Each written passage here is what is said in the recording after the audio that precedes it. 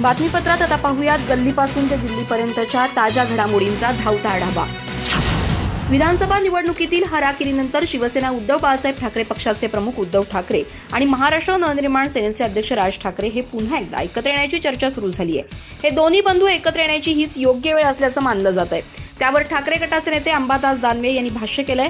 एकत्र यायचं की नाही हे ते दोन नेतेच ठरवतील, आम्ही यावर काही बोलू शकत नाही असं ते म्हणाले। यावेळी त्यांनी विधानसभा निवडणुकीत राज ठाकरे सरकारच्या विरोधात होते की समर्थनार्थ होते हेच कळालं नाही अशी टीकाही केली। विधानसभा निवडणुकीत भाजप प्रणित महायुतीला प्रचंड बहुमत मिळालं तर काँग्रेस प्रणित महाविकास आघाडीची मोठी हाराकिरी झाली। त्यातही राज ठाकरे यांच्या महाराष्ट्र नवनिर्माण सेनेची पार धुळधाण उडाली। राज ठाकरे यांचे सुपुत्र अमित ठाकरे यांनाही माहीम विधानसभा मतदारसंघात पराभव स्वीकारावा लागला। या पार्श्वभूमीवर उद्धव आणि राज ठाकरे हे बंधू एकत्र येणार का अशी चर्चा राजकीय वर्तुळात सुरू झाली आहे। ठाकरे गटाचे नेते अंबादास दानवे याविषयी बोलताना म्हणाले की निवडणुकीत पराभव झाला की अशा चर्चा सुरू होतात। मागच्या काही निवडणुकांवर नजर टाकल्यास लक्षात येतं की निकालानंतर काही दिवस अशी चर्चा रंगते, पण त्यानंतर ती मागे पडते। मात्र एकत्र यायचं की नाही याचा निर्णय ते दोन नेतेच घेऊ शकतात, त्यात आम्ही काहीच बोलू शकत नाही। अंबादास दानवे यांनी यावेळी राज ठाकरे यांच्यावर निशाणाही साधला। ते म्हणाले विधानसभा निवडणुकीत राज ठाकरे यांची भूमिका कोणती होती हे कुणालाही कळलं नाही।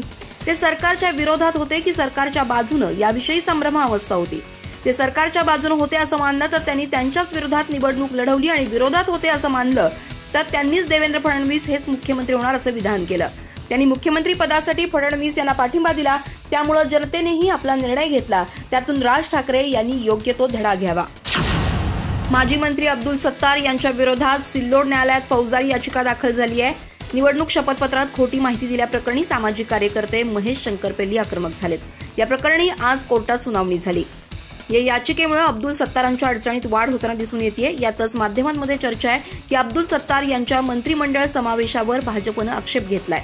सिल्लोड प्रथम वर्ग न्यायालयात अब्दुल सत्तार यांच्या विरोधात शपथपत्रासंदर्भात 2 याचिका दाखल झाल्यामुळे अब्दुल सत्तार यांच्या अडचणीत प्रचंड वाढ झाली आहे। दोन्ही प्रकरणं त्यांच्यासाठी अत्यंत त्रासदायक ठरणार असल्याची चर्चा सुरू आहे। दरम्यान दिव्य मराठी डिजिटलनं या संदर्भात अब्दुल सत्तार यांची प्रतिक्रिया जाणून घेण्यासाठी बोलण्याचा प्रयत्न केला, मात्र त्यांचा संपर्क झाला नाही। विधानसभा सार्वत्रिक निवडणूक 2024 सिल्लोड सोयगाव मतदारसंघ 104 मध्ये उमेदवार अब्दुल सत्तार अब्दुल नबी यांचे प्रतिस्पर्धी सुरेश पांडुरंग बनकर यांच्या विरोधात 2420 मतांनी निवडून आलेले आहेत। सिल्लोड विधानसभा निवडणूक संपूर्ण महाराष्ट्रात प्रचंड चर्चेत राहिली होती आणि वादग्रस्त ठरली होती।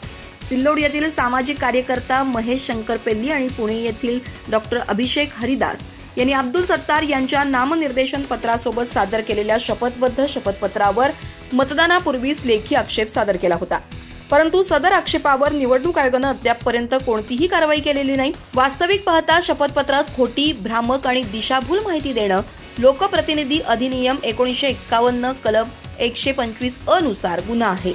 तक्रारीबाबत आयोगानं कोणतीच कारवाई न केल्यामुळे शेवटी शंकरपेल्ली आणि डॉक्टर अभिषेक यांनी सदर प्रकरणात सिल्लोड दिवाणी तथा फौजदारी न्यायालयात फौजदारी याचिका क्रमांक 278/2024 दाखल केली आहे। विधानसभा निवडणुकीचा निकाल लागल्यानंतरही मुख्यमंत्री पदाच्या नावाची अद्याप अधिकृत घोषणा झालेली नाही। असं असतानाच काळजीवाहू मुख्यमंत्री एकनाथ शिंदे हे शुक्रवारी संध्याकाळी अचानक त्यांच्या साताऱ्यातील दरे या आपल्या मूळ गावी निघून गेले। या संदर्भात सुरू असलेल्या घडामोडींवर उद्धव ठाकरे गटाचे आमदार आदित्य ठाकरे यांना पत्रकारांनी प्रश्न विचारला असता याविषयी त्यांनी अधिक बोलणं टाळलं। मात्र आदित्य ठाकरे यांनी आकाशाकडे पाहत चंद्र दिसतोय का असं विचारलं आणि ते हसत हसत निघून गेले। आदित्य ठाकरे यांच्या या प्रतिक्रियेमुळे आता राजकीय वर्तुळात चांगलीच चर्चा रंगली आहे। महायुतीच्या सत्ता स्थापनेबद्दल बोलून काही फायदा नाही, आम्ही आमच्या कामाला लागलो असल्याचं आदित्य ठाकरे यांनी यावेळी स्पष्ट केलं। एकनाथ शिंदे दरेगावला का गेले याची राजकीय वर्तुळात चर्चा सुरू असताना यावर केवळ आकाशाकडे पाहत चंद्र दिसतोय का असा प्रश्न आदित्य ठाकरे यांनी उपस्थित केलाय। यामुळे आता एकनाथ शिंदे नाराज आहेत का याविषयी चर्चा सुरू झाल्या आहेत। एकदा शिंदे यांना ज्यावेळी मोठा निर्णय घ्यायचा असतो त्यावेळी ते आपल्या मूळ गाव असलेल्या दरेगावात जात असतात, असं एकनाथ शिंदे यांच्या शिवसेना पक्षाचे आमदार संजय शिरसाट यांनी म्हटलं होतं। त्यामुळे आता एकनाथ शिंदे या ठिकाणी कोणता निर्णय घेतात याकडे सर्वांचं लक्ष लागलंय। एकनाथ शिंदे हे मुख्यमंत्री पदावर किंवा गृहमंत्री पदावर अडून राहिले असल्याची चर्चा देखील राजकीय वातावरणात रंगली आहे। या चर्चा सुरू असतानाच एकनाथ शिंदे गावाकडे निघून गेल्यानं याबाबत तर्क वितर्क लावले जात आहेत। एका वृत्तवाहिनीला भाजपच्या एका ज्येष्ठ नेत्यानं दिलेल्या माहितीनुसार 5 डिसेंबर रोजी दुपारी 1 वाजता मुंबईतील आझाद मैदानावर महायुतीचा शपथविधी पार पडणार आहे। यात मुख्यमंत्री पदावर देवेंद्र फडणवीस यांचीच वर्णी लागणार असल्याचं जवळपास निश्चित म्हटलं जात आहे। त्यामुळे आता काळजीवाहू मुख्यमंत्री एकनाथ शिंदे हे कोणता मोठा निर्णय घेतात याकडे सर्वांचं लक्ष लागलंय. त्यातच आदित्य ठाकरे यांनी दिलेल्या प्रतिक्रियेमुळे याची चर्चा आणखीनच रंगली आहे. भाजपचे प्रदेशाध्यक्ष मदन राठोड यांना जीवे मारण्याच्या धमक्या आल्यात. धमकी देणाऱ्या व्यक्तीनं शुक्रवारी सकाळी मदन राठोड यांना फोन केला. त्यांनी फोन उचलताच समोरील व्यक्तीनं मदन राठोड यांना शिवीगाळ करण्यास सुरुवात केली. तुम्ही नरेश मीणा यांच्या विरोधात बोललात असं ती व्यक्ती मला सांगत होती, असं भाजप प्रदेशाध्यक्ष म्हणाले. तू खूप उड्या मारत आहेस, मी तुला गोळ्या घालीन, त्यामुळेच राज्यसभेवर पाठवलाय का? फोन करणारी व्यक्ती काँग्रेस सरकारमधील एका मंत्र्याचाही पीए असल्याचं सांगण्यात येत आहे. मदन राठोड यांनी कॉल करणाऱ्या व्यक्तीविरोधात दिल्लीच्या पार्लमेंट स्ट्रीट पोलीस स्टेशनमध्ये तक्रारही दाखल केली आहे. पोलिसांनी कॉल करणाऱ्या व्यक्तीचा शोध घेतला असता हे सिम अनुपमगडमधील एका व्यक्तीच्या नावावर असल्याचं आढळून आलं. दुपारी पोलिसांनी धमकी देणाऱ्या व्यक्तीला ताब्यात घेतलं.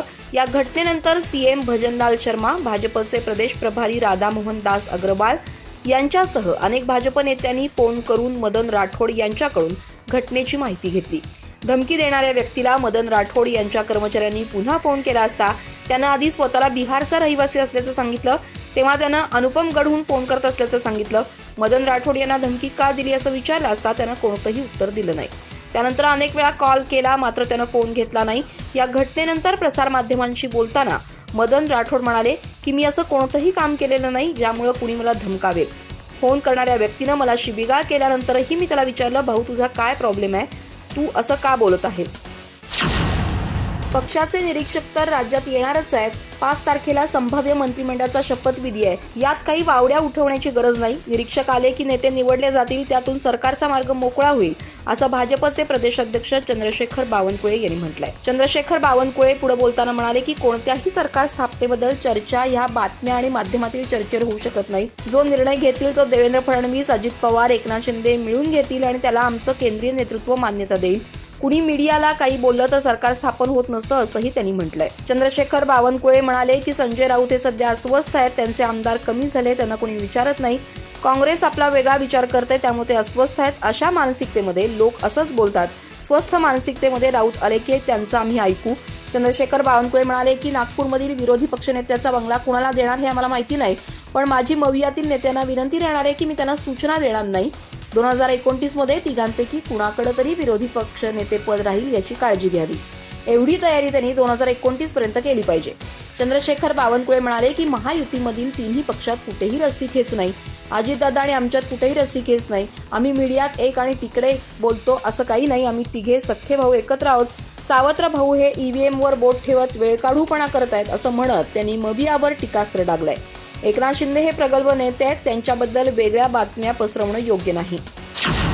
एकनाथ शिंदे यांनी सरकारबाबत आपली भूमिका स्पष्ट केली आहे. वरिष्ठ नेत्यांना जो निर्णय घ्यायचा तो त्यांनी घ्यावा. शिवसेनेचे पक्षप्रमुख आणि मुख्य नेता म्हणून माझी त्याला संमती असेल असं त्यांनी स्पष्ट केल्याचं शिवसेना प्रवक्ते संजय शिरसाट यांनी म्हटलंय. दरम्यान संजय शिरसाट पुढे बोलताना म्हणाले की महायुतीमध्ये काही ताणतणाव नाही. विधानसभेच्या निकालानंतर मानसिक संतुलन कुणाचं बिघडलं हे सर्व महाराष्ट्राला माहिती आहे. ठाकरे गटाचा एकही नेता यावर बोलत नाही. त्यांना त्यांची चूक समजली आहे. पण हा चारही घरचा पाहुण्याला त्यांचा नेता कोण माहीत नाही. ज्याला फक्त शेपूट हलवणे म्हणतात तसेच नेते अशी टीका करू शकतात म्हणत त्यांनी राऊतांवर हल्लाबोल केला.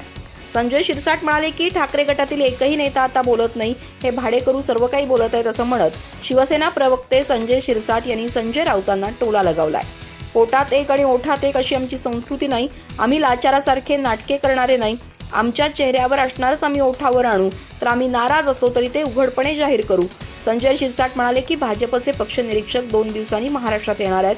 त्यानंतर ते भाजपच्या गटनेत्याचं नाव जाहीर करतील. एकनाथ शिंदे दरेगावाला का गेले, त्यांना वेगळा निर्णय घ्यायचा आहे का, त्यांची तब्येत बरी नाहीये का, हे समजण्याचं काही कारण नाही.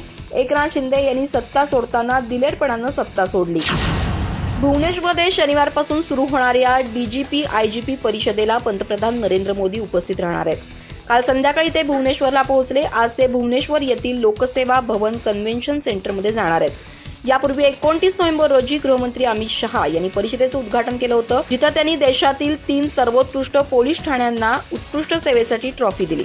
या परिषदेत राष्ट्रीय सुरक्षेच्या महत्त्वाच्या घटकांवर चर्चा होणार आहे, ज्यामध्ये दहशतवाद, डावे अतिरेक, किनारी संरक्षण, नवीन गुन्हेगारी कायदे आणि ड्रग्ज यासारख्या मुद्द्यांचा समावेश आहे.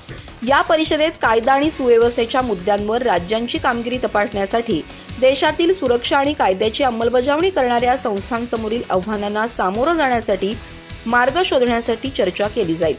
अंतर्गत सुरक्षा, डाव्या विचारसरणीचा अतिरेक, दहशतवाद आणि दहशतवाद, सायबर गुन्हे आणि AI द्वारे उभी असलेली आव्हानं यासारख्या मुद्द्यांवर परिषदेदरम्यान चर्चा केली जाईल. 2014 मध्ये पंतप्रधान झाल्यापासून मोदींनी देशभर परिषदा आयोजित करण्यास प्रोत्साहन दिलं. ही परिषद आतापर्यंत गुवाहाटी, कच्छचं रण, Hyderabad, Tekanpur, statue of unity, Pune, Lucknow इथं झाली आहे. नवी दिल्ली आणि जयपूर इथं आयोजित करण्यात आली आहे. यावेळी ओडिशात होतीये.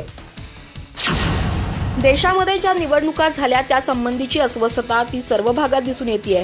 या निवडणुकीच्या निकालाबाबत जनमत हे बाबा आढाव यांनी घेतलेल्या भूमिकेतून व्यक्त होत असल्याचा दावा राष्ट्रवादी काँग्रेस शरदचंद्र पवार पक्षाचे अध्यक्ष शरद पवार यांनी केलाय.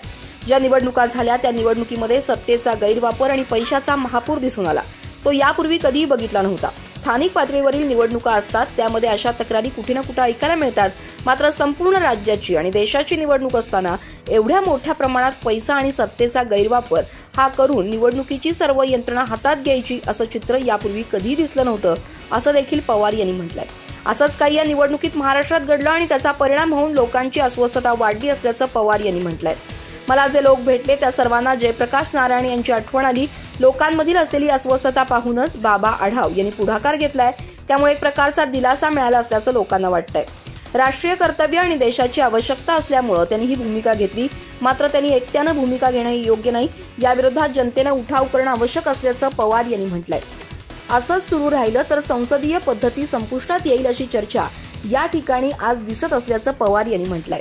या विरोधात संसदेच्या दोन्ही सभागृहात प्रश्न उपस्थित करण्याचा प्रयत्न केला तर विरोधकांना बोलू दिलं जात नसल्याचा आरोप शरद पवार यांनी केलाय. आम्हाला आमचे मुद्दे मागण्यासाठी परवानगी दिली जात नाही अशी एकही मागणी सत्ताधारी विरोधकांची मान्य करत नसल्याचं शरद पवार यांनी म्हटलंय. मागच्या 6 दिवसात संसदेच्या सभागृहात देशाच्या मुद्द्यावर एकही चर्चा होऊ शकली नसल्याचं पवार यांनी म्हटलंय. त्यामुळे राज्यकर्त्यांचा हा देशावर आघात असल्याचा आरोप देखील पवार यांनी केला.